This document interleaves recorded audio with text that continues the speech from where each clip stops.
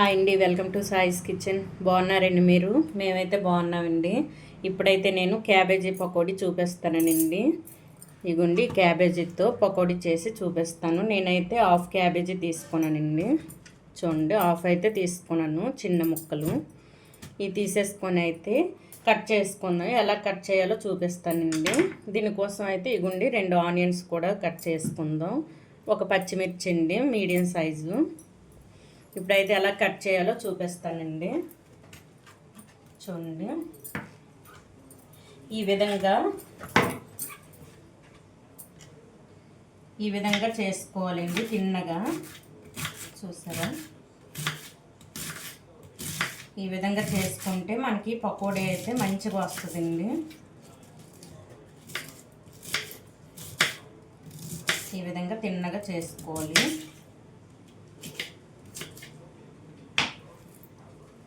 చూడండి, ఈ విధంగా ఉండాలండి. ఈ విధంగా మనం తిన్నగా కట్ చేసుకోవాలి. ఈ మొత్తం ముక్క కూడా ఇదే విధంగా కట్ చేసి చూపిస్తానండి. చూసారా? ఈ విధంగా కట్ చేసి చూపిస్తాను. చూడండి, ఈ విధంగా కట్ చేసిన క్యాబేజీని ఒక బౌల్లో వేసుకుందామండి. కొద్దిగా వెడల్పాటి బౌల్ తీసుకోండి. అలాగైతే మీకు కలుపుకోవడానికి ఈజీగా ఉంటుందండి. మీరు పిండి అది కలుపుతారు కదండి మా పకోడీకి, అటువంటిప్పుడు అయితే ఈజీగా ఉంటుంది. చూడండి, ఈ విధంగా అయితే మనం కట్ చేసుకోవాలి, కొంచెం పెద్ద సైజుగా. ఇప్పుడు ఇది పక్కన పెట్టేసుకొని ఆనియన్స్ కూడా అదే విధంగా కట్ చేసుకుందామండి. తిన్నగా కట్ చేసుకోవాలి.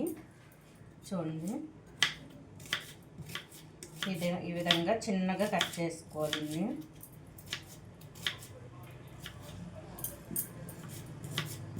ఈ 2 ఆనియన్స్ కూడా ఇదే విధంగా చేసుకోవాలి. మనకి పకోడా చేసేటప్పుడు మంచిగా వస్తాయండి ఈ విధంగా చేసుకుంటే. చూడండి, ఇవి కూడా తిన్నగా కట్ చేసుకోవాలి. ఇప్పుడు ఇగుండి ఉన్నది కూడా ఇదే విధంగా చేసుకుందాం. చూడండి, ఈ విధంగా ఆనియన్స్ పచ్చిమిర్చి కట్ చేసుకున్నానండి. ఇప్పుడు ఇవి పక్కన పెట్టేసుకొని మనం క్యాబేజీ ముందు కట్ చేసుకున్నాం కదా, ఇదైతే ఈ విధంగా నొక్కేసుకోవాలండి. ఈ విధంగా నొక్కేసుకోవడం వల్ల ఇందులో ఉన్న వాటర్ అయితే బయటకు వచ్చేస్తుందండి. చూడండి, ఈ విధంగా గట్టిగా ప్రెస్ చేసుకోవాలి. ఈ విధంగా చూడండి, చూసారా వాటర్ ఎలా వస్తుందో?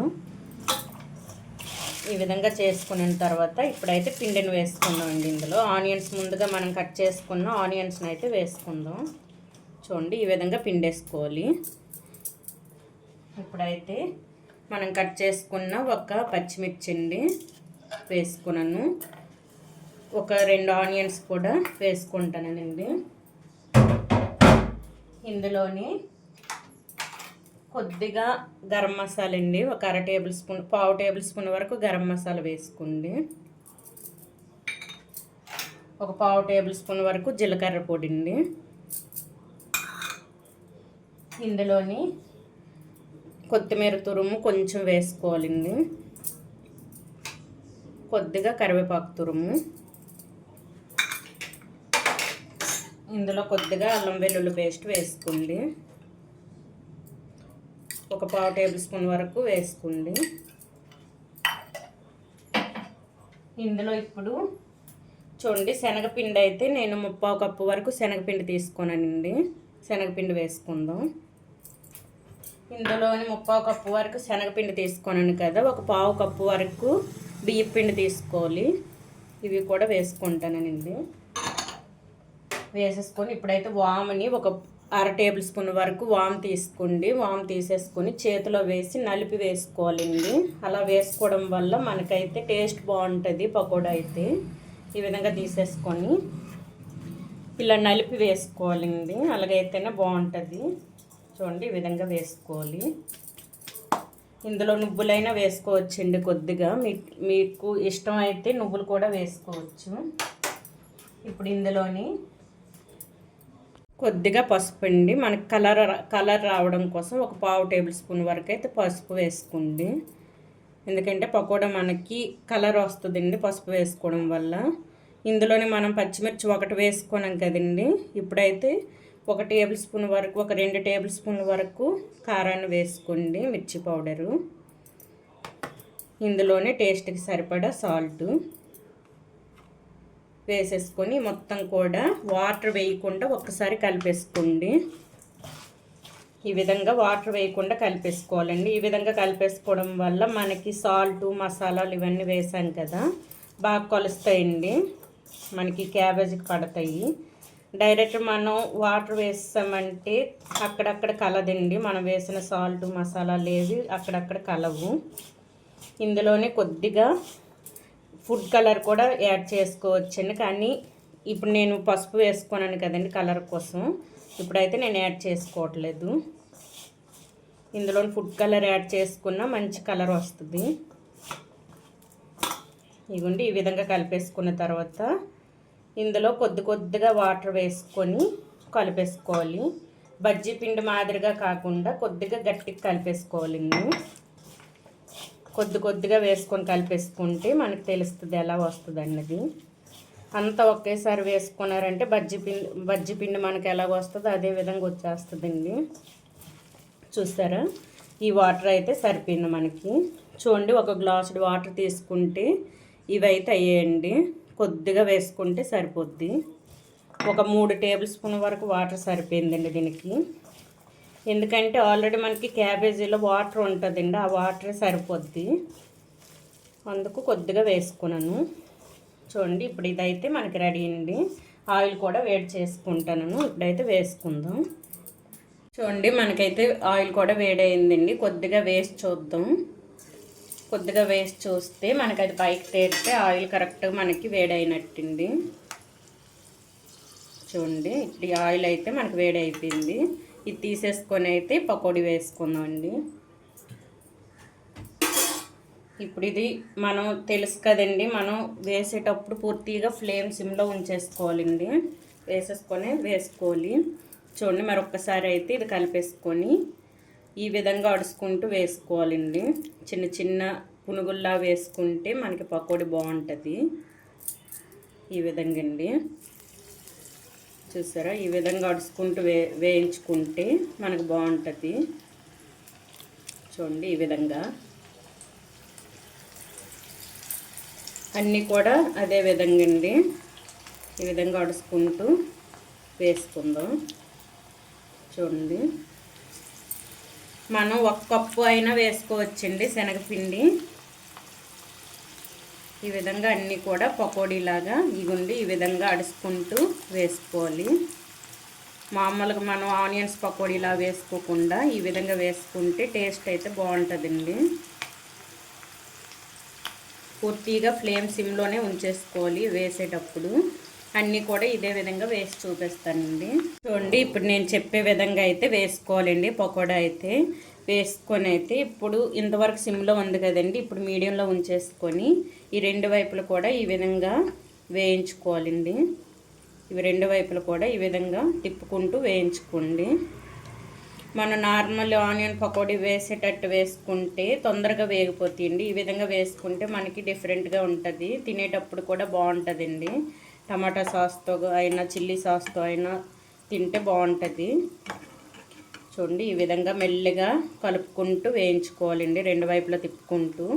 లేకపోతే ఇది ప్యాన్లోనే విడిపోతాయండి ఆయిల్లోన. అందుకోసం మెల్లిగా తిప్పుకుంటూ వేయించుకోండి. మీరు పూర్తిగా ఫ్లేమ్ మీడియంలో ఉంచేసుకొని వేయించుకోండి. చూడండి, ఈ విధంగా అయితే మంచి గోల్డెన్ కలర్ వచ్చేంత వరకు వేయించుకోవాలండి. ఇదే విధంగా పూర్తిగా వేగిన తర్వాత చూపిస్తానండి. చూడండి, పకోడా అయితే మనకి రెడీ అయిపోయిందండి. ఈ విధంగా అయితే వేగాలి. కొద్దిగా హైలో పెట్టేసుకొని వేయించుకోవచ్చండి. ఇంకా మీకు తొందరగా అవ్వాలంటే కొద్దిగా హైలో పెట్టుకుంటే సరిపోద్ది.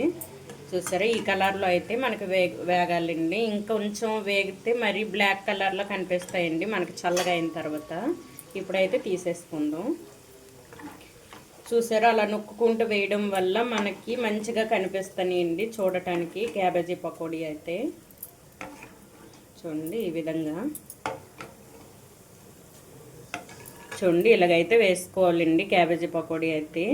ఈ ఉన్నది కొంచెం ఉంది కదండి, అది కూడా ఇదే విధంగా వేసి చూపిస్తాను. చూడండి, రెండవ ఆయి కూడా మనకి రెడీ అయిపోయిందండి. చూసారా, మంచిగా వేగేయండి. ఇప్పుడైతే ఇవి కూడా తీసేసుకుందాం ప్లేట్లు. ఇవి కూడా తీసేసుకొని జీడిపప్పును అయితే వేయించుకుందాం అండి. కొద్దిగా జీడిపప్పు కరివేపాకును వేసుకొని ఇందులో వేసుకుంటే టేస్ట్ బాగుంటుంది. ఇవి కూడా ప్లేట్లో వేసుకుందాం. చూడండి కొద్దిగా జీడిపప్పు నుండి, జీడిపప్పు వేయవలసిన అవసరం లేదండి, మీకు నచ్చితేనే వేసుకోండి, నచ్చకపోతే ఇవి వేయవలసిన అవసరం లేదు. కొద్దిగా అయితే పకోడీల్లో జీడిపప్పు కొద్దిగా వేయించుకుంటే బాగుంటుందని నేనైతే వేయించుకుంటాను. ఇవి మంచి కలర్ వచ్చేంత వరకు వేయించుకోవాలండి. ఇందులోని కొద్దిగా కరివేపాకును కూడా వేసుకుందాం. ఈ జాలి ఇటు ఉంటుంది కదండి, ఇందులో వేసి కరివేపాకును అయితే వేయించుకోండి. లేకపోతే మీ పైకి ఆయిల్ తేలుతూ మీదకి వచ్చేస్తుందండి, అందుకు ఇందులో వేసుకొని వేయించుకోవాలి. చూడండి మనకైతే జీడిపప్పు వేగిపోయింది. కరివేపాకును అయితే వేయించుకుందామండి. ఈ విధంగా కొద్దిగా వేగితే సరిపోద్దండి, ఎక్కువ వేగినా బాగోద్దు. కొద్దిగా వేగితే మనం అయితే పైన చల్లేసుకుందామండి. చూడండి ఎంతో టేస్టీ క్యాబేజీ పకోడీ అయితే రెడీ అయిపోయిందండి. మనం లాస్ట్లో వేయించి పెట్టుకున్న కరివేపాకు జీడిపప్పునైతే పైన చల్లేసుకున్నానండి. ఇదైతే ఈ పకోడీతో పాటుగా ఈ జీడిపప్పును కూడా తింటే టేస్ట్ అయితే సూపర్గా ఉంటుందండి. ఈ విధంగా అయితే చేసుకోండి క్యాబేజీ పకోడా. మామూలుగా ఆనియన్స్ పకోడీ లాగా చేసుకోకుండా ఈ విధంగా అడుసుకుంటూ చూడండి, ఈ విధంగా చేసుకుంటే క్రిస్పీగా బాగుంటాయండి. చూడండి మనకైతే మంచిగా వేగాయి. ఇగుండి కరకరలాడుతూ మంచి క్రిస్పీగా వచ్చాయండి. చూసారా, ఈ విధంగా అయితే చేసుకోండి, టేస్ట్ సూపర్గా ఉందండి. ఈ విధంగా అయితే సాయంత్రం టైం అప్పుడు పిల్లలకి పెట్టండి, చాలా ఇష్టంగా తింటారండి ఈ క్యాబేజీ పకోడీ అన్నది. కర్రీ అయితే ఎక్కువ తిన్నారు కదండి, ఈ విధంగా అయితే పకోడీ చేసి పెట్టండి, టేస్ట్ అయితే సూపర్గా ఉంది.